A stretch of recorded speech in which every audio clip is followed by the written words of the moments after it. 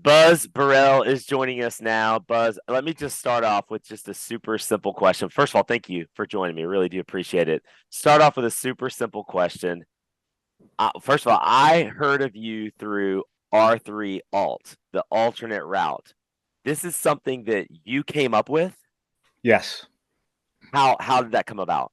Okay. Rim to rim to rim alt is a kind of a clever name. I think one of the reasons it persevered is in part because it's a cool name. I mean, names count, just like with rock and roll music and climbing routes.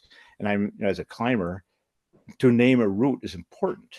There's an art to it, there's an aesthetic to it. But it also, rim to rim to rim, is a very, very good route and made a lot of sense. So going back to what you asked, Brian, at the time, rim to rim was a huge deal. It still is. That's when you start, usually at the south rim of the Grand Canyon, run down the river, run up the north rim, back down to the river, and back up the south rim. Usually it's in that direction. And also at the same time, running stores in Arizona were chartering buses and bringing 40 people to like run one way across. And it was like, whoa, that's a little different. I mean, the aesthetic is a little different. And I know a lot of people. I talked to some of the rangers, and they're getting a little upset about it. And some of the trail runners had left some trash on the trail. And it's like, no, no, no, no. We never leave trash. This is, it's an aesthetic again. And so it had kind of gone to this funny place, and the Grand Canyon National Park decided to implement some regulations to limit the number of people, had to get a permit and things like that. And amidst this kerfuffle, I'm looking at the map and going, you can run across the Grand Canyon in other places. You can go rim to rim, but there's only one bridge. And so if we just move downstream and start again at the south rim and go down South Kaibab and then up North Kaibab and then reverse that, remarkably, it's almost the same distance and almost the same vertical gain, except you're going to see like 5 people in the whole day and you got to swim across the river. And so that's the alt part of it. Which the swimming part, I think, is the part that trips a lot of people up, and I definitely want to spend some time talking about that. But go back. Let's go back in time. You've been doing this quite a long time. Grand Canyon is obviously not the only thing you've done. You've done lots of adventurous things throughout your life. But just reading a little bit of your bio, and one of the first things I saw about you is you created. It seems like you created. You tell me if I'm wrong. FKT, fastest known time. You and maybe some friends created this acronym. How did that come to be? How did that come about? Yeah, fastest known times, really, really, really pleased about that. It's in the vernacular, of course, in many sports. So anywhere you go in the world, uh, in any language, it's pronounced FKT. It's not translated, so I kind of think that's funny. And did not invent the term. Definitely did popularize the term, Mm. if you see what I mean. I think it first came to a national attention when Peter and I did the FKT on the John Muir Trail. Mm. And as for me, I was researching this. And it's hard for listeners now, people nowadays, to believe there was such a thing as before the internet. And so no one knew what the heck was going on. You actually had to know people as individuals. Um, and the research was kind of gnarly. And so when I tried to figure out who had the fastest time on the John Muir Trail, which is a very well known trail, it took a lot of time to figure out. And I realized, well, this is the fastest known time. It's literal. So that was my personal take on it. Again, it's a sort of a generic term. We do not own any uh, personal property rights on the intellectual property rights on this. And someone else had used the term previously too, I think. So that's my inspiration for it. It literal fastest known time. And that pays homage to the people who came before who might not have, weren't on the internet and weren't, Twittering and Instagramming every bloody thing they did. And so it caught on instantly. Right away, people recognize that this is not a record because there's no timers on it. There's no official people watching you. So to call it a record is a little iffy. Someone else might have gone faster. You want to leave the door open for that, but it's the fastest known time. And we standardized that, and it took off, and it was fabulous because people want to do this. People want to keep track of what they're doing. They want to see what other people are doing. So we, with our website, fastestknowntime.com, nowadays people can figure out what the heck's going on. And it's become incredibly popularized. And it almost seemed, and you correct me if I'm wrong here, because I'm kind of new-ish to kind of seeing all this, but it seems as if folks are kind of creating routes, creating things. The gentleman who created the picnic, it just created this thing, and now it's on fastestknowntime.com. Is that a popular thing to do as well, Buzz? Is just folks are just, hey, this is a really cool thing or a really cool route. We're going to embed this in the website, which it seems to be more like a wiki. Anyone can kind of add things and subtract as they go. Is that right? Kind of take us through that Absolutely. whole thing. Yeah. Oh, right. Well, thank you. And so, again, fastestknowntime.com. I started the website with two other friends. So, three of us are the co founders and co owners, and it's group sourced. So, that's the best way to describe it. So, we don't put roots up. No, no, no, no. I'm so glad that we're the ones that do this because we established the ethics of it and the style. If a marketing company had done this first, or a private company, it could have gone in a real different direction. But for us, no, it's group sourcing all the way. We never added roots. You add the roots. So people would submit roots, and it used to be just Peter Backwin did everything by himself, which is always the best way to do it because Peter's super good, but not really practical. We ended up taking on about, what was it, up to 12, 15 uh, regional editors. And we broke the world up into different regions, and they would approve the routes that came in. And so it's not like Strava where, people, there's millions of course records, literally millions, just between random mailboxes. But everything here was reviewed to make sure it was worthwhile. So every route on the Fastest Known Time website has been reviewed as a worthwhile route to do. And then if someone goes out and sets an FKT on it, that's separate. That's the time. That gets reviewed and verified also. You How can't so? just say, I did it. How does it get verified? Through Strava or what means? Yeah, well, Strava is powerful. I use Strava. It's a great website, but it doesn't have to be Strava, but it does have to be a GPX track. You see, so they had to record it. When we started it, that was not a requirement, but the technology was changing so fast. I mean, when I started doing this, the GPS was this handheld device. It didn't fit on a wrist at all. It was this lunky thing you carried in your hand, and I had one of those. But then once they got into wrist watches, the sport watch, then it's like, you really got to use this. And so maybe a year or two into it, we said, okay, GPX tracks are required for verification. Just said, you got to do it. And that was fine. Everyone went along with it.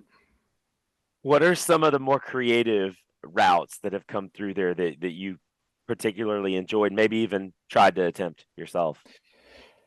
Yeah, that's a lovely question. And people are probably going to go to the website and have a look around It's because if you they're go, all by the over. way, let me interrupt you just real quick, Buzz. If you do go to the website and you do look around, it's like rabbit hole after rabbit hole Right. after rabbit hole. It's fun. You're totally right. I agree completely. I'll do a quick pause here too. That for me, even at the time, this is another way to look at it is it's a worldwide bucket list of cool routes. So for me, if I'm going somewhere else, which I travel quite frequently, say, wait, what's a cool thing to do? I'm just going to go on the FKT site and see what other people are doing. Those are going to be the cool routes. So I agree with you entirely. So I'll just pull a few things out of the top of my head. I liked someone in London went to historic sites. So this is just a pavement, the city of London, and they just somehow mapped out this historic sites. And so you could be a tourist. Obviously, time wise, you'd have to do this, the middle of the night, so there wouldn't be any pedestrian traffic. But that wasn't the point. You see what I mean? It was like, let's go to these cool routes, these cool locations that had historic meaning. I kind of like that. Then in the eastern United States, there's some beach runs. on Cape Cod and Long Island. There's beach runs. I love beach runs personally. So I think that's kind of a fun one too. Then there's giant ones like the TA, as we tend to tend to call it, Te Aurora, which goes from the tip of the North Island of New Zealand to the tip of the South Island, the southern Okay. tip of the South Island of New Zealand. That's big. And you got stream crossings and things like that. So just to be clear, it's not giant hard things necessarily, although some of them certainly are. Do you see what I mean? Yeah. It's a range, so people can find what they want to do, what moves them. For sure. Well, Buzz, I want to later on the show, I want to ask you, some of your achievements, some of your accomplishments, especially ones that you're proud of. But the majority of the show, I really want to talk about Grand Canyon. Ah, I love Grand Canyon. I first went there somewhat recently in 2020, when all this stuff with COVID was going on, and always wanted to do it my whole life, and finally got an opportunity, and just I've been back every year, and then some, a couple times a year, a couple times. So I first did R3 3 years ago, my first attempt. Just something. congratulations. Thank you. It's just bucket list type of thing. I wasn't really running it, just wanted to do it as a day hike. I think I did it in 20 hours. First time ever attempting anything like that. 45, I guess 44.5 miles technically. Um, then, I guess you get down the rabbit hole. You start kind of looking at some other things. So what happened this past year, in 2023, there was record snow in Grand Canyon. North Kaibab Trail gets completely torn up. They closed the trail for, I think it was 4 or 5, maybe even 6 months. Can't do R3 in May like I normally do. So we start really trying to research this thing. What can we do? And we came across R3 Alt. How did you come across this thing? Why were you even in the first place looking for an alternate route? Well, my the background is that, well, first, yeah, the Big Ditch is epic. I mean, you can go there every year. I tend to travel a lot. A lot of people have done like this or that race 10 years in a row, and I'm the opposite. I don't want to do a race twice in a row. Not so the Big Ditch. Happy to go every year, right? Like Yosemite. If I went to Yosemite Valley every year, I would not be bored. There's something else to do each time. So I agree with you entirely on that. And in fact, this is a minor aside. So Zion National Park, which the Sandstone Yosemite, Rocky Mountain National Park, and Grand Canyon National Park, I had run every trail in all those parks, every one of length longer than 1 mile, say. And so I know the Grand Canyon really well. Mm, And then, as I said earlier, the inception for the alt route was the corridor, as it's called. It's called a corridor route. It just gotten to be a bit much. The rangers were uptight, trail runners are kind of crowding it. As a bucket list, totally worthwhile. People should do it, but it gotten to be a little overloaded, a little crowded. And so, me, I mean, say, I don't need to keep doing this, so I'm going to do something else. And I knew about the Bass trails. And mm. so I looked on the map and just had to figure out how to get out to South Bass, for example. And you also have to note that there's not going to be any support, there's not going to be any other water. And like you said, you got to swim across the river. And as soon as I thought of that, I said, okay, now I'm into this. That gets me engaged. If you run a road marathon, those people are fantastic, fantastic runners, but that's not really my style. I like the FKT styles to employ more of your skill set.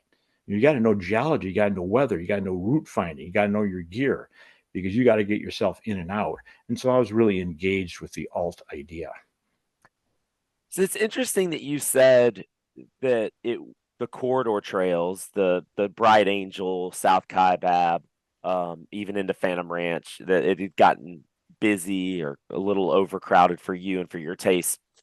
I don't know that I've ever run into that. Um, Bright Angel for sure at in towards the top, the first mile, mile and a half is for sure. Certain times of day, it's absolutely jam packed.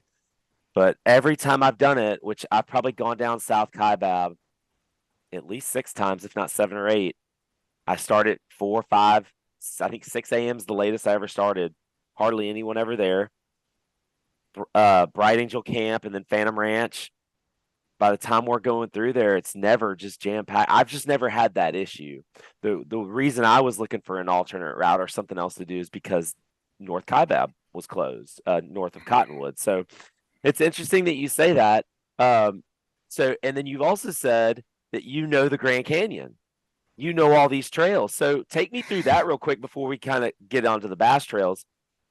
Tonto is extremely long. What are some other trails you've done? Because Grand Canyon's enormous. There's so much stuff to do there. Yeah, there's a reason it's called the Grand Canyon, isn't there? Definitely. Yeah, superlatives. It's a place of superlatives, isn't it? One of the seven natural wonders of the world, and justly so. Of course, people have been there. You know what can I say? And if you haven't been there, everyone knows about it. It's literally iconic and legitimately so. So if you start upstream, I mean, I can go down a list, and maybe you want to be editing this out, but I'll try to be as summarization as I can. The Little Colorado comes in at a certain point, and that's a notable spot, that particular confluence. And so I have started on the northern side, run down to the LC, and crossed it and run along that, and come back up into the South Rim. That's a very, very cool route. Little Colorado is a spiritual place. That's the literal physical spot of the Hopi Sipapu, where the place of emergence. So it's Little Colorado is something else, and it doesn't have, you can't raft it. It's not big like that, but it's a nice spot. And then you start to work yourself up on the south side anyway, onto the Tonto. It starts out in the Beamer Trail, the Tanner Trails, and then you get onto the Tonto Rim. So people who don't know this, that's a bench above the inner gorge. The inner gorge is a V-shaped gorge composed of Precambrian rock, a Vishnu schist, and so it forms a V-like formation rather than the classic plateau and cliffs of the sedimentary rocks above it. So the Tonto Rim from that point goes all the way down almost to Roaring Springs. It's like 140 miles, I think, and there's a Tonto Rim trail. And so you can be above the river, well below the rim, and traverse the Grand Canyon on the Tonto Rim, which is a very cool thing to do. And then above that, there'd be, in order, numerous trails going up from there, if you see what I mean. Mm-hmm. And right in the middle of all that is the corridor trails, as I call them, and what you identified as South Kaibab and Bright Angel. But upstream, there's, I think, 4, if I can recall. And downstream, there's not that many. Downstream, you got the Bass Trail as the main name trail. Although you can certainly do it in other places besides that. So that's a quick little south side. And then the north side, there's much fewer trails, and the north rim is a little higher. So if you're going rim to river on the north side, you got a bigger vert. So the biggest vert in the whole canyon, in the whole park, is the Nankoweap, and that's upstream on the north rim. So I've done Nankoweap a couple of times too, but that's got the biggest vert by far. And there's no paved road at the top of it. So it's a bigger project. And then I'll mention 2 other things before I finish this giant summary. Then you have to call out like Deer Creek and Thunder River, which is slightly downstream from North Kaibab. And Thunder River is insane. That's this stream gushing like a fire hydrant out of a limestone cave. I mean, there's the start of the river is just one spot. You can walk right up to it. And it's like about 400 CFS of water coming straight out of the side of the cliff. And then lastly, if you go all the way down, there's the Kanab Creek. And that's a big creek. That's a big one, about the only side drainage from the Little Colorado down to the Kanab that's of any importance. But you can walk up Kanab and get out entirely that way. So pardon the breathless summary of the layout. No, that's not at all. If you were to go through, if you were to go to the south entrance of Grand Canyon National Park, they hand you a map. You Right. open up that map. The only thing on that map, There's going to be the corridor trails, the Bright Angel, the Kaibab trails. There's going to be the rim trail, the canyon rim trail. Tonto might be on there. I'm not sure. That's probably it. They're not really advertising outwardly that, hey, you should go on these other trails. And it's probably because of something you mentioned earlier is there's no water on any of these trails. I mean, you can filter water, but there's really no, aside from these corridor trails that have, some resources, you're kind of on your own here. Is that kind of right? That's quite right. And the rangers are down there are very good. I think you can go to some parks and the rangers are, they're kind of, law enforcement officers or, that's the way to the bathroom. But in the Grand Canyon, the backcountry rangers are very good. They know what they're doing. You should trust them, definitely always respect them. And yeah, they're not going to tell you about this stuff. Why do that? It's just more work from them. Not only that, but people can get into trouble because people get into trouble on the corridor trails too. I mean, I've seen people just take off walking down. I've seen women down there in 2-inch heels. And because unlike a mountain where you're going up, you're starting off going down. Going down's easy. And you might start off at 8 in the morning. Hey, fine, this is easy. By noon, it ain't so easy. And so, yeah, why publicize that there's other things to do? There's caves there too. The Kaibab, the Redwall, these are limestones. And so there's definitely a lot of cave work to be done, but they definitely don't want to tell you about that. Yeah, my favorite sign at the Grand Canyon is at the 3 Mile Rest House on Bright Angel. It says, down is optional, up is mandatory. I like It's it. because it's an inverted mountain. Like you said, it's Right. easy to go down. But then you start looking, we got to go back up. If you're Right. climbing a mountain, you start the hard stuffs first. And if you get tired, you can just walk back out the easy way. So I'm with you there. So it kind of leads me to the bass trails. Really interesting. I did a whole episode on this. If you guys want to hear my adventure, I don't want to get into it deep because this is about Buzz. But if you want to hear my adventure on the Bass Trail, go to episode 2 and watch this. It's about a two and almost 2.5 hour episode because it's just some incredible stories. But getting to the Bass Trail, just before you even get on the trail, before just getting to the trailhead, let's just start on the south part of the canyon. That's an adventure. How did you guys, do you remember? This is what, about 10 years ago? Is that when you guys did this? Yeah. Yeah. Do you remember what it was like getting to the South Bass Trailhead? Oh yes. But that's me. That's what this is what I do. So I totally remember. You could say there's 3 ways. I guess you could say there's 4 ways to do it. One is self-propelled, but that's a trip. That's a trudge. It's not that close. So to get out to the South Bass Trailhead, the easiest way to do it would be on a mountain bike. You can hike or run it. I've never done either because it's too far. So the 2 ways I've done it is I've had a girlfriend at the time just drive us out, and then you just camp there, which is actually a nice place to car camp because there's no traffic and it's pretty good. You got to bring your own food and water, obviously, or there is a shuttle. So I have used a shuttle to do this also, but that was when we were doing something else. We left.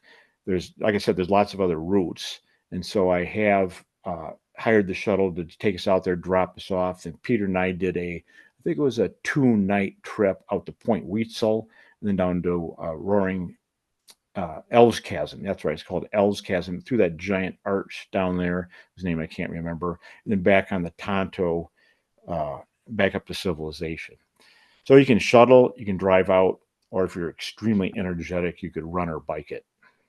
So there is a section, and I detailed all this when I talked about it, episode 2. There's a section that you have to, if you're taking a road, whether you're driving or mountain biking, self-propelled, whatever it might be, there's a little section where you have to get on Havasupai land and then come back Correct. out and then get back on National Park Service land. That is closed as of last summer, and to my knowledge, it's not been reopened. Havasupai have decided to close that gate and are not allowing traffic to go through there. I did not know that. National Park Service, who I was in heavy communication with, they didn't know exactly what I was doing. I don't think. Maybe they do now. They gave me a map, and there is a new created road. They call it an illegal road.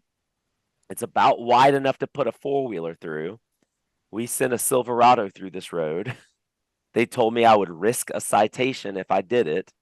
We did it, and we drove through this little 2-mile section that cut off that part where you'd have to go through Havasupai land, and then to get back on I guess the Forest Service roads, whatever they call them, to get to the trailhead. So we did drive out there. There were other cars there, not a lot, a couple cars. So we weren't the only ones to do it. But just I would definitely check with the National Park Service if you guys decide to go out the Bass Trail. But just Wow. getting to it was an adventure. It took us 2 hours to drive there from what's the town called just south of the entrance? Is it Tusayan? Tusayan. Tusayan. So we drove from there, and it took us 2 hours to get to the trailhead. Right. Yeah, it's a little bit of a production. I did not know that. Thanks. That's good information, Brian. And just a quick personal comment. Obviously, the Native Americans, they deserve respect. They were here first, et cetera, et cetera. They own the land. We've kind of tended to roll over them. At the time I was doing it, there's a couple guys living in a trailer right there, and you walked over and you gave them like $20. I was like, fine, $20. But if they closed it entirely, so no one can go, then I would consider that fair game to go around it. Absolutely. To pay them money, I think that's totally fair, but to have them close it completely, I don't think that is fair, because it is a sliver. It's just a little sliver sticking out. That's right. It is happens to cross it. And so your entire project is not on Havasupai land. If it was, that'd be totally different. You don't want to trespass on Native American land. Don't do that. But if you're just trying to access public land by going through other property, then I think it's fair game to be able to be granted access. Well, to be clear, we did not go on Havasupai land. That created road, it's not even a road. I don't know what to call it. It's just like a four-wheeler path. That's on National Park Service land. Great, good. Or I guess it's the because the Forest Service is a different agency. Yes, so it might be that. So once you get to the Bass Trail, take us through this. So you drove there when you did R3 Alt. There's no water. There's no real provisions we're sitting here talking about what, 6, 7, 8 miles down to the river. You got to get across the river, and then what, another 18 to 20? Maybe no, not that far. Maybe about 15. Right. Yeah. Yep. About 15 to get to North Rim. You got to come back, and then you got to get back up the South Rim. Correct. There's no water on the trail. There's no food, obviously, on the trail. Once you get to the top of North Rim, you're in the wilderness. There's nothing up there. There's nothing there. There's a trailhead, and so right. if you have I don't think it's 4-wheel drive, but it's kind of a rough road to drive way out there. So it's conceivable someone could have driven into that location. Buzz, what were you guys taking with you when you first kind of pioneered this R3 Alt? What are you taking with you down, and what are you taking with you across the river and up and then back? Right. Good question. And that's, of course, our forte is figuring out things like that. That's why we've Peter and I have done more than a few of these things. It's always my idea, and then Peter executes really well. So we're a great team. I have the creative aspect, and I see things other people just don't see. And then Peter, who has a PhD in physics from Harvard, I might add, can just execute anything to perfection. So everything always worked pretty well. So in this particular case, the crossing was the crux of the matter, because I had never heard of anyone crossing there. Interestingly enough, Bass used to have a camp down there, and there used to be a cable car that went across, but there is no cable car anymore. So I had to rule that out, and there's the Bass Rapids right there. So the easiest beach is not, in my opinion, the easiest crossing, because you're going to move downstream as you try to get across. And on the north side, there is a rafters camp. It's a common place for rafters where I can't remember the name of the stream that's coming down from the north side, but that creates a little sandy delta. So that's where the rafters camp. But we wanted to cross above that so we wouldn't get washed down into the Bass Rapids. So We found a little slot through the Vishnu down to this little pocket beach. Pocket means literally, it's like 5 meters by 7 meters big. And then a couple interesting things. Dropped, we filled water right there from the river to let it settle and put it in a 2 liter platypus and just let it sit there and settle out and left it. And we also put our headlamps there because we weren't going to need them. So we dropped a little bit of gear there. And then we put on lightweight wetsuits.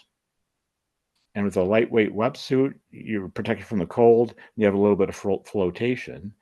And then the technique is to take some 1/2 inch flat webbing and then tie a loop around your shoulder and then tow a dry bag behind you. That's how I did it. A dry bag is a standard river thing. You can't go buy them at a running store, of course, but REI, anyone would sell a dry bag. And so then you tie that one up and tow it behind you as you swim. Buzz, pardon me for a second. What time of year was this that you guys went? We went, I think it was October. Yeah. Okay. It was October. Mm-hmm. So it was a little shorter days. And I think the listeners probably want to know, well, how's the water temperature different? It isn't. It's dam release. So this is a kind of a key little point that you have to figure out, to plot this. Nowadays, I've figured it out. People read the trip reports. People do this basically knowing how to do it now. Although they can use different techniques for the swim, people have used very different techniques. But the basic principles are there, which is it's coming out of the Glen Canyon Dam, out of the bottom of it. So water is coming out around 48 or 50 degrees, period. Doesn't matter. It could be 100 degrees out, it could be 0 degrees out. The water is coming out at the same temperature. And then it could move a little bit depending on the air. But generally, by the time it gets down to the bass, it's going to be around 52, 54, depending on air temperature, which is nippy. Or if you go in early May, after there's been record snowfall and there's record snow melt in the water, it can be 40 degrees. It could be. It could be. But generally speaking, there's not a lot of flow from the side canyons. You see what I mean? The side canyons contribute very little to the Colorado River. It's Colorado and Wyoming snow. That's what California and Arizona are irrigating their alfalfa with, is snow from the Rocky Mountains. The side streams are really almost inconsequential, which is, if you're from the east, this doesn't make any sense, but that's how it works out west. There are what's the creek? It might be just Bright Angel Creek, the creek that goes through Bright Angel Camp right there that you run alongside pretty much the whole way up North Kaibab. Right. I think that is probably Bright Angel Creek, although I've forgotten that myself. Sorry. That flows into it, and it's not significant, but it's there. And then I think there's that creek again that you mentioned. There's some, but like you say, Bright Angel's a major tributary, and it contributes 1%. Sure. See. So what the side canyons will contribute is silt. So if you get a big rain, or like you said, a big snowstorm, that big snow melt, it's going to wash a bunch of silt in, and so it's going to turn the water brown. While the water coming out of the bottom of the Glen Canyon is already settled out, so that's going to be kind of clear water. Okay, so you make it across. No real issues. It doesn't seem like it took you. It was pretty quick. It's about 100 yards, I think. Does that sound about right? Yeah, and it's a ferry. A ferry is a river term, kayaking, canoeing term, meaning you don't aim for where you want to go. See, because you're going to be going downstream.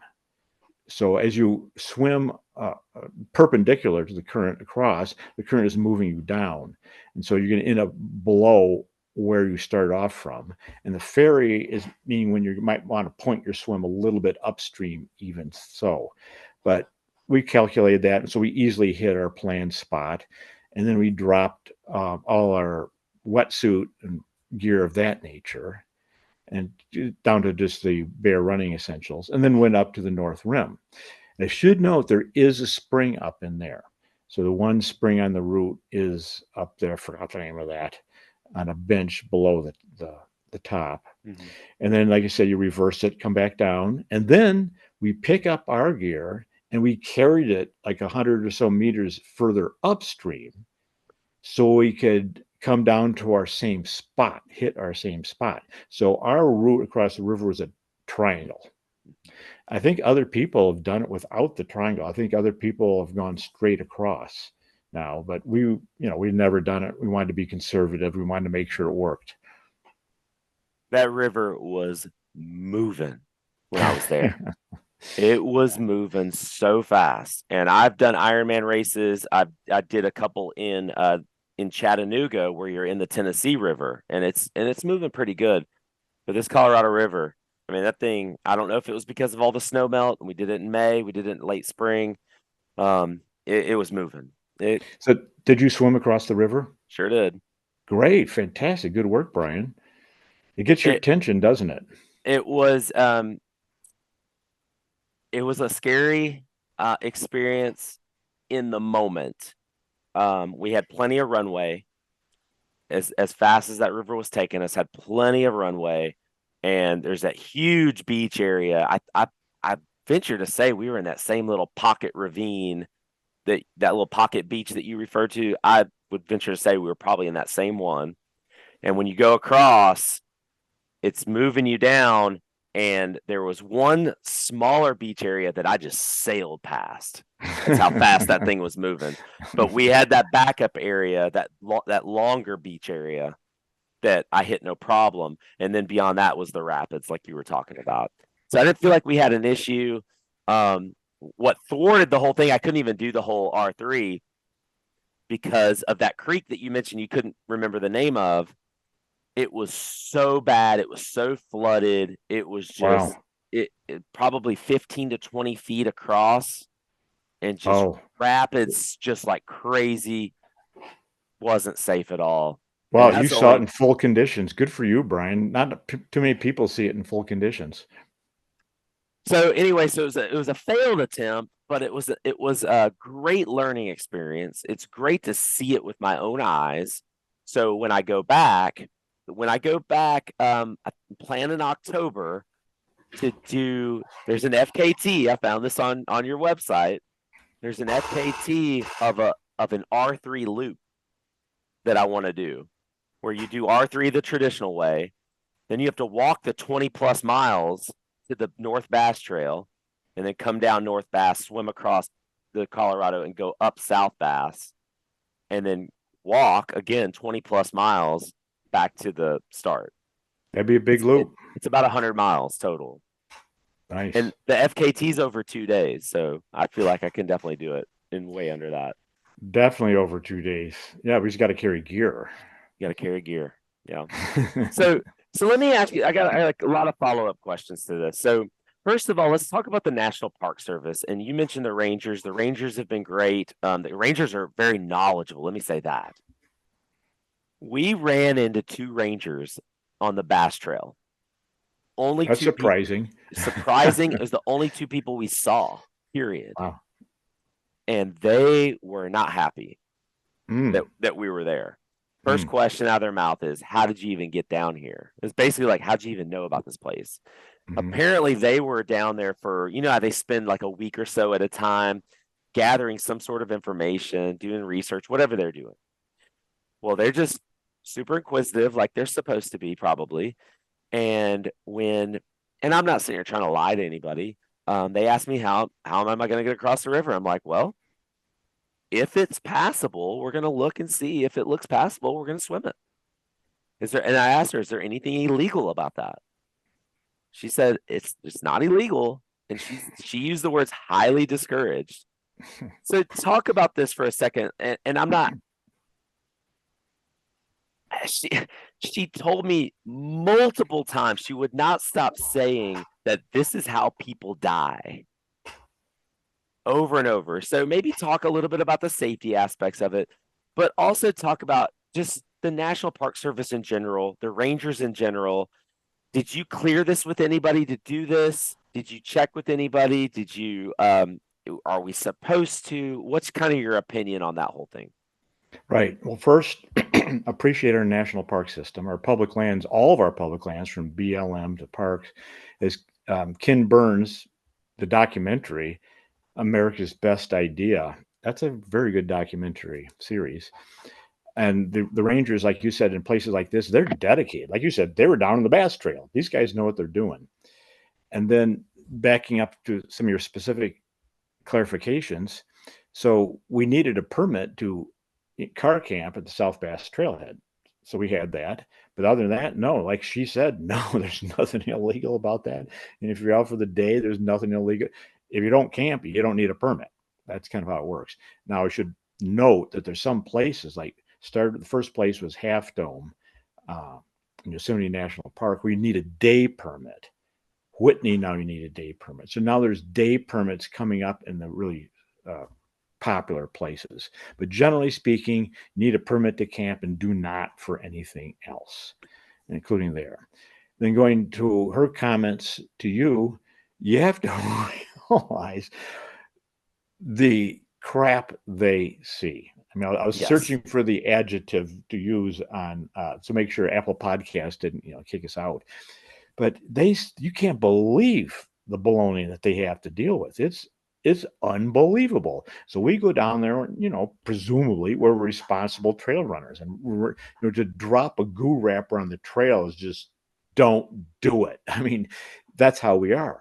We're respectful of everybody and everything first and foremost, and the time it takes you to do it is absolutely secondary, right? That's the ethic. I'm just going to say that as fact, and people can challenge me if they want. No, But agree that's how we roll. 100%. Agree 100%. Thank you for saying that. Absolutely. Okay, thanks, Brian. And so they're dealing with people who don't know what they're doing, getting into massive amounts of trouble, and that includes runners. I'm going to tell you a story, which is, gosh, it's a tough story. A woman was not doing rim to rim. She was just dropped down. I think all she was doing, she went down to Kaibab and the Tonto and up Bright Angel, which is a fun route. That's a good route.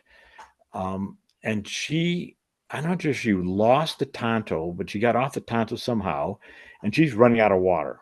And she was an experienced runner. She'd done the Boston Marathon in pretty good times.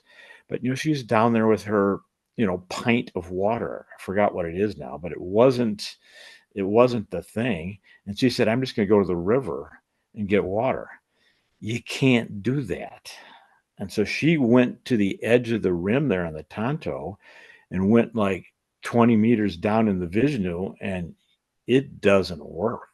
You can't get there from there. And she sat there and she died. And that's not a pleasant way to go. You're dying of dehydration over the span of like a day. It's no fun. And the Rangers got to go find her and bring her body back up to the top. And so they've seen it. And so if they're giving you warnings, be respectful, be open about what you're doing and say, I think I got this. Here's why. And proceed, presuming you do have it. And something I'm just kind of bumped to the side here. They go to the Alps. And there's something called the Kilian effect. Kilian Jornet, the best mountain ultra trail runner of his generation, who does incredible things. So people start getting into trouble after that. People see what he's doing. They say, I'm going to go do that. And it's like, ooh, no, you can't do that. And Kilian himself says right out of the bat, you got to train. You got to practice. You need skills. This is not a road marathon. Develop your skills first and then go in the backcountry incrementally after you've developed your skills. And that's what I would have to say also. And that's why the Rangers were kind of grilling you. Yeah. And again, I don't have a problem with it. The hyperbole was a little much with this is how people die. And I asked her straight up, I go, when's the last time someone died trying to swim across the Colorado River? And Right. she's like, I can't think of a time. But I can't imagine someone purposefully getting into the river with the intent to swim across, not having at least a pretty high level of common sense, whether or not you think you can do that. I would hope not. I think, Brian, I'd have to go with the latter. I would hope not. No, people have definitely done that. Yeah, whatever you can imagine as stupid and no one would ever do, people have done it. So there's a book. There's a book. I can't remember the title, but the entire book is fatalities in the Grand Canyon. It's called And it's a Death in the pretty, Grand Canyon. there you go. It's a thick book. And it's not usually, I mean, sometimes just accidents happen. You could be hiking along and there's a rock fall and rock hits you in the head. I mean, that's an accident. But some of them are not accidents. Most are not accidents. Most are avoidable. But going back to something you said about the incrementally getting into the backcountry, I can't stress that enough. I didn't even really get back into running, I should say, until 2020. So that's let at the time of this recording, right at 4 years ago. And one of the first things I did that summer of 2020, there's not hardly anything to do anyway. Well, I went and took a wilderness kind of survival backcountry class with Knowles, and Oh, one of the most respected, educators in this space, to learn how to do first aid in the backcountry. The wilderness first responder class it was a 9-day class in the backcountry in the mountains of North Carolina, of Western North Carolina. And I mainly did it because I'd started hiking a lot, and I had little kids at the time, and I don't know what I'm doing. But if I'm taking these kids hiking, even if it's for 2, 3, 5 miles, I want to be able to be at least somewhat educated. Started there. I joined a search and rescue team locally, served on that rescue team for almost 2 years, and then slowly started running. Slowly started trail running. Did a couple of Ironman races, and just most recently did a 100-mile race, trail run. So you're talking about incrementally. You're 100% right. It's incrementally. You can't just going back to the Boston Marathon lady. I mean, I just don't know that you would be ready for a challenge like this just because you ran a few marathons. right. Well, Brian, congratulations. Very, very well done. You gave excellent examples. And so, just to clarify for the listeners, NOLS stands for National Outdoor Leadership School, based in Lander, Wyoming. You took a class in North Carolina. Good for you. And you did a woofer. That's what those are. I'm sorry, in the sport in the industry, that's what your first aid course is called, as a woofer. So fantastic, Brian. I hope if I am ever having trouble in the Grand Canyon, I see you. If I'm running through it, I may not have everything I should need.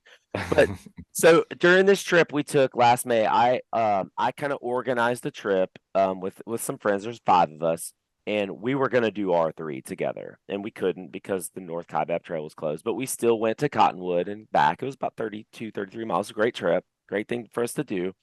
But I took a full pack, and we were lightly jogging a lot of the canyon floor. I took a bigger pack, way bigger pack than I would have if I was just running it, because there's 4 other people. They're experienced in the backcountry, they're experienced trail runners, but I feel like I'm responsible here. If something were to happen to them, I want to make sure that, I can do the best I can to get them to a trailhead, which is all I could be asked to do. Um, so I say all this to say, Buzz, I don't record this podcast. I'm not asking you on here to sit here and invite anyone and everyone to come and try something like this. I just feel like you really need to know what you're doing. But I think it's a cool story. I think it's a cool route. And if you know what you're doing and you have a significant experience, I would recommend it. Definitely. I like it, Brian. Good for you. Buzz, tell me some other things that you've done. I go back just reading some of your bio. You're kind of one of the very first ultra runners, when the sport was really wasn't even a thing. Just talk about that for a second. Ultra running in the 1970s versus what it Right. is today. Right. Well, yeah, I've done a lot of things in numerous continents, so I appreciate that, Brian. Not one of the first ultra runners, so I want to just do a quick pause on that. I think, pre-internet days, it sort of seems that way, Mhm. and it certainly ballooned up. I remember after I'd been doing it for like 5, 6 years, we looked on the magazine, and there was 13 100 milers, and I said, "Wow, there's 13 100 milers. That's crazy." Of course, there's a lot more than that now. And I remember when the Western States 100 was first started. someone said, "Wow, there's this 100-mile trail race. Buzz, you ought to do it." I said, "Oh, wow, that's interesting. They did a 100-miler." So I certainly go way back. But here's a little quote for you. Nobody came first. It's in art and sport. It's this is not it's not a good way to look at it. Like you look at music, you're the first da da da da da in music. No, no, no. Whatever it was, everybody is building on somebody else. So I really want to be kind of clear about that. Now, as for myself, I did not have mentors. There's no one I looked up to, no one I ran with, no one I did. So I was kind of a pioneer in my own space, but unquestionably from Ted Corbett to Park Barner and other people, they people runners that no one has heard of, they were doing it well before I was. And in fact, it goes back to the 19th century without a doubt. Ultra running goes back that far, but they didn't have a Twitter account. What's been the biggest change that you've seen in the past, say, 40 years with ultra running? Well, obviously, there's professionals. I mean, you can't help but note that. I mean, I was pretty active. I did a lot of things, and I never got free pair of socks. So I mean, my perspective, you kind of have to notice that is that people, my peers are doing it entirely internally for themselves, and kind of everyone is a pioneer. And nowadays, and actually, I think Scott Jurek was probably the first professional ultra runner who actually made something to call it that. I mean, I got free shoes when I did the Colorado Trail Run because I went out and asked for them. I got 3 pair of shoes. It's like, wow, I got 3 pair of shoes, setting the record on the Colorado Trail. And nowadays, people are getting $10,000, and some of the top people are getting significantly more than that. But now professionalism is a thing. And now you have, of course, enter lotteries to get into some of the more prestigious ultra trail races. And of course, the Ironman purchasing 42% of UTMB on May 6, 2021 changed the sport forever because now they have their World Series. You have this whole series of events. You do those events to get a running stone to make it into the World Finals in Chamonix. But still, those are all changes. But in a way, nothing's changed. You and I can still go out there for a run anytime we want. And so people ask me all the time about changes, which is a good question. And people fret about changes. Oh, the sports, the ethics of the sport, the community, da, da, da, da. And I've been around a long time. And personally, I'm not worried. I got to say, I don't fret about this. So runners, we're like a flock of birds. You look up in the sky, and there's this flock of birds, and suddenly they go to the left, and suddenly go to the right, and some of them split off, and you go, what are they doing? Why are they doing that? I don't know why they're doing that. So we're like a flock of birds. We're going these different directions. Who knows why? But you can always do what you want because it's your thing. You create your sport, right? I create my sport. And if we go out there and we see each other, we're going to go, dude, how's it going? Good to see you out here. Yeah, it's great, isn't it? Right? That's the sport of ultra running. We can do that no matter what, anytime, anywhere. And you've got the lifeblood of the sport is just your common everyday person. These aren't professional Absolutely. type of athletes. Oh no, it's absolutely the lifeblood of the sport. I heard there's a popular podcast, 2 very smart people.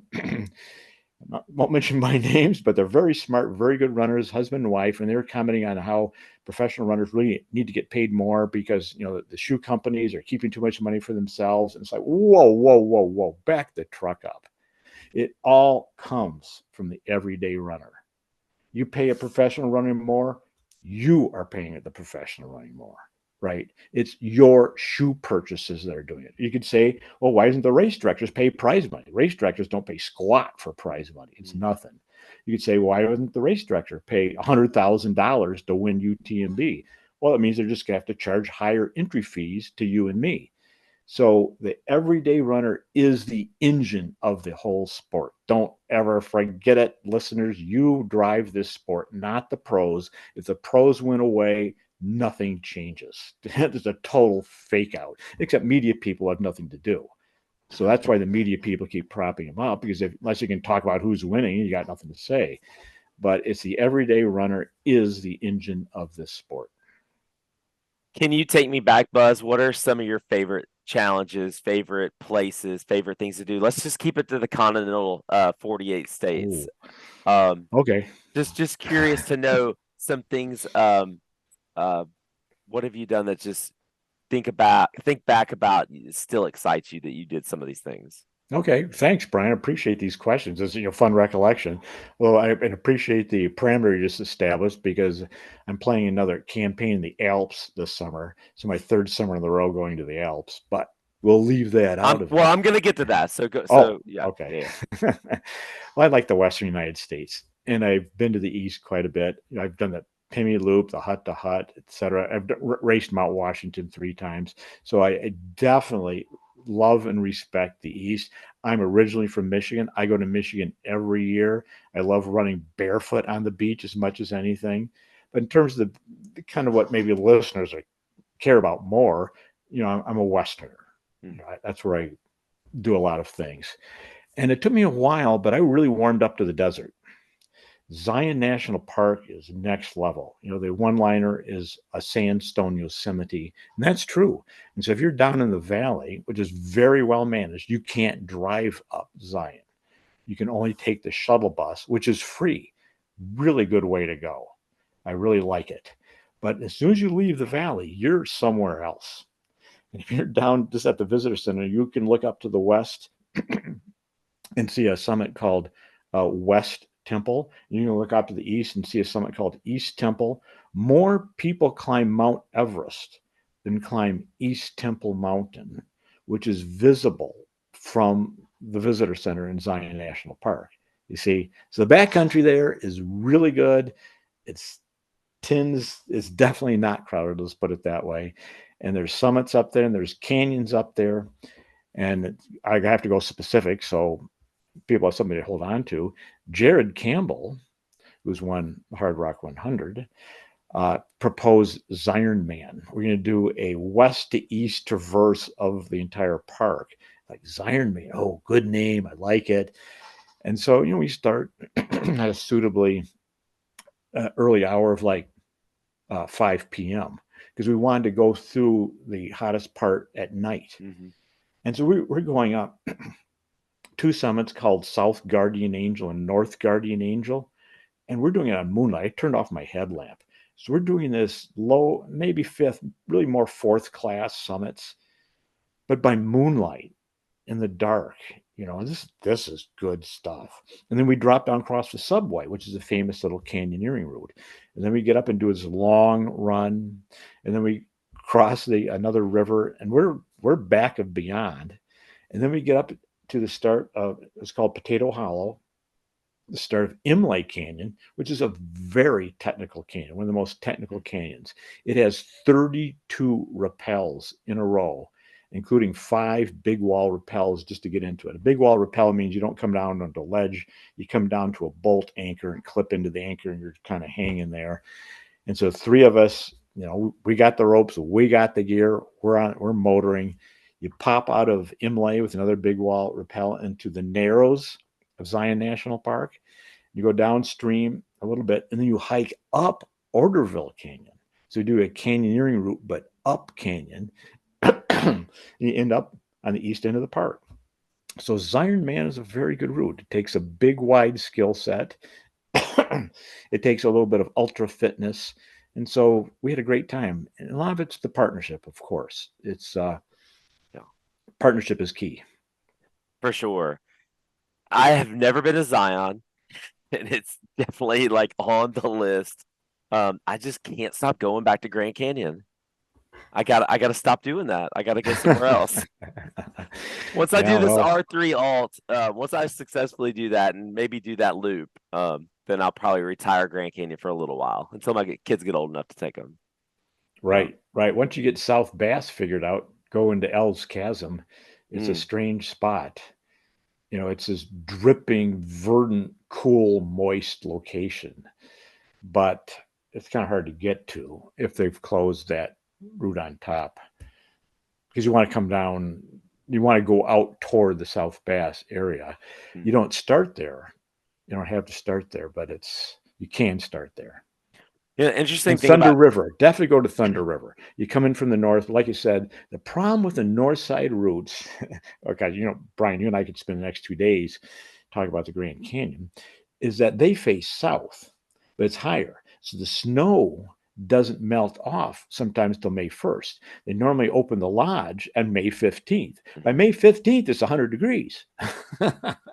And so from the south rim, you're actually facing north, which is sort of okay. But if you come out the north rim, you're facing south, and you can bake out on that stuff.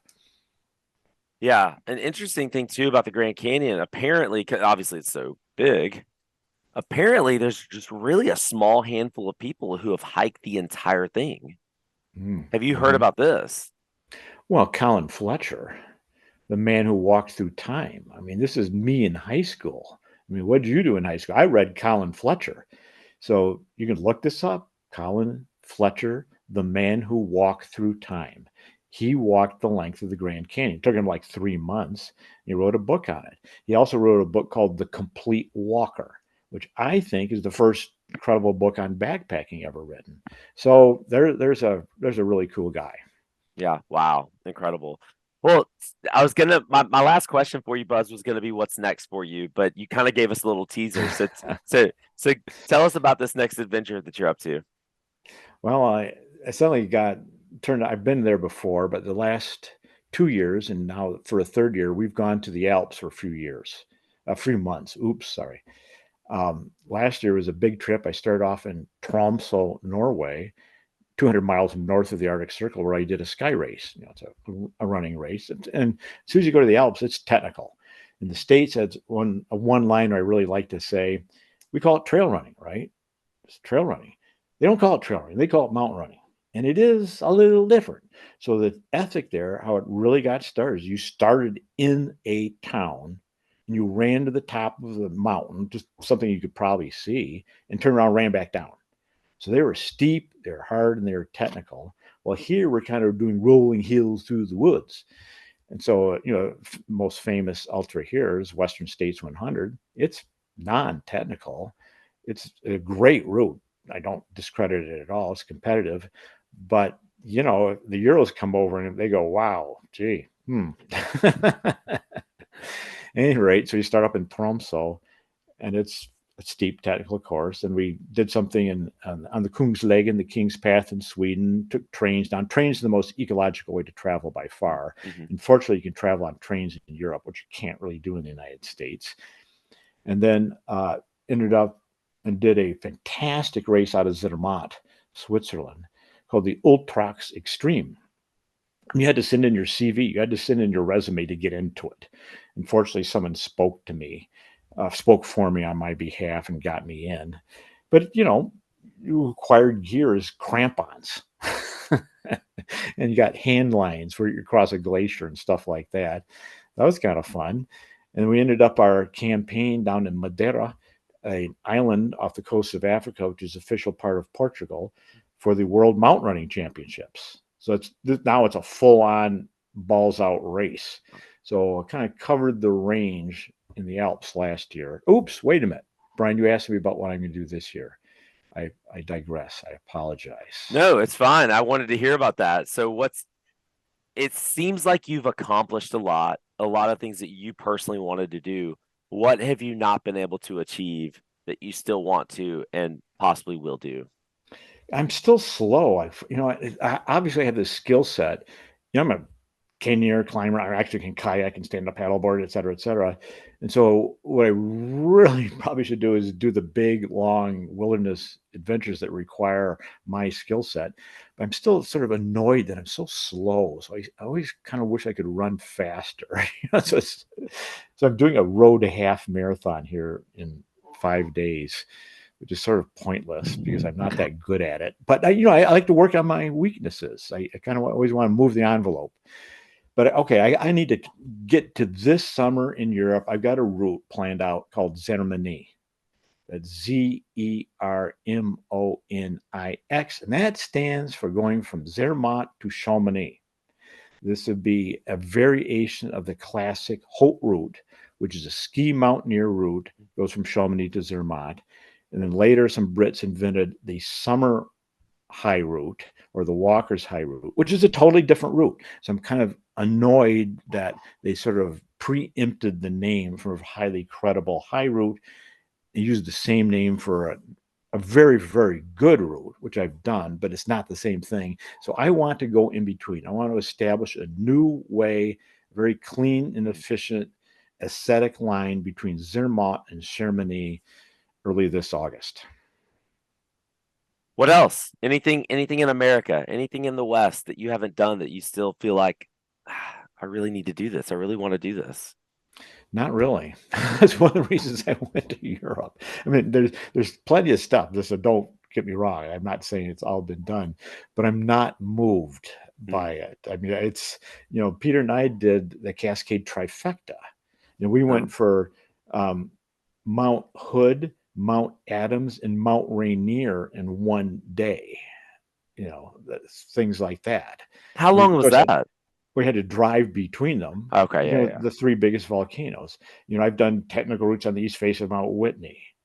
I've free soloed in Yosemite, et cetera. I mean, the list is just stupidly long, and so I've kind of run out of things that are really moving me here, and so to keep coming up with new things, I'm looking at the Alps where there's a tradition of steep, Mhm. which is what moves me the most. What do you do to stay in shape? Stay strong, keep your legs strong. What do you do in the off season? I do a lot. So just to be clear, yeah, I train. And Jared and I and his friend Ryan McDermott, we started doing speed records on the big canyons in Zion and elsewhere. We still have the fastest times in these canyons because we had the skills, but we were runners. We were fit. You see what I mean? We put the two together, and I think that's important. And so now I'm an old guy to kind of have to watch out for the health, whether it's the orthopedics or otherwise. But like this morning before we talked, I did 30 up to 30, 40 minutes walk. I do that immediately on rising, before coffee, before breakfast, before anything, certainly before looking at email. And then my main workout is around 10 a.m. because I'm retired. I can do something at 10 a.m., which I couldn't do before. And that really helps.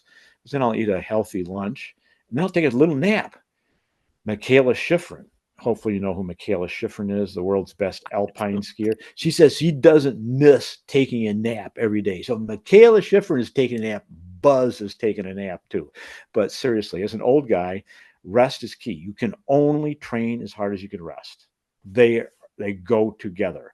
Training makes you tired. Mm, Resting makes you strong. mm. So people tend to not get this right. So of course, when I was working, et cetera, it's harder. And then I'll often do again a little strength and stretching routine before dinner. Nothing massive, but I'll spend 30 minutes doing like hamstring exercises and things like that before dinner.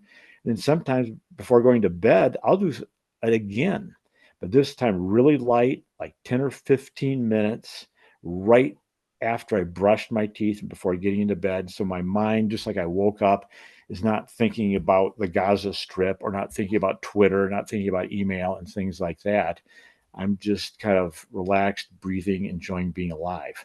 So there's my day to day training. I kind of work at it. Yeah. Buzz, I can't thank you enough. It's been such a pleasure just to obviously get to know you a little bit and then just to hear these stories.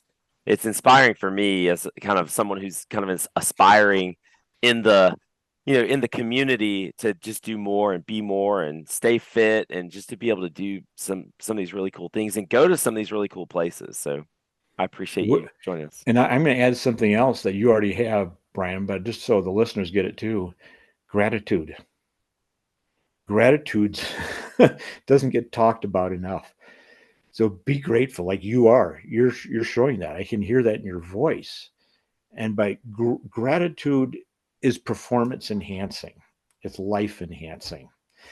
Give, put it out there, not say, oh, what's the matter with me? I'm not getting enough. I don't have enough friends. I don't have, no, it's try going in the other direction. It works better. No doubt about it. Thank you for saying that. I appreciate that. Well, Buzz, really appreciate it. Buzz Burrell, how can people find you or how can people learn more about you? I don't know what you got going on. Is there any social media? Obviously, fastestknowntime.com. Is there anything else we can direct people to so they can get to know you Yes, better? yes, you definitely can. Thanks for asking, Brian. I co-host a podcast called The Trailhead. It's sponsored by, underwritten by Ultra Sign Up, where you register for your races. So just Google The Trailhead podcast and it'll come right up. Every other week we have an episode out and it's really tight. It's like 30 or 40 minutes, tightly edited. And to be clear, we sold fastestknowntime.com over 2 years ago. So I have nothing to do with it. So everything you see, it's owned and operated by Outside Inc. now. Okay. That's want to note that. I'm on Facebook, Buzz Burrell, and I'm not on X and I'm not on the Gram. So Very good. find me on the Trailhead podcast. Love to see it. You can look up Buzz Burrell. I'm not a professional page and just as an individual on Facebook.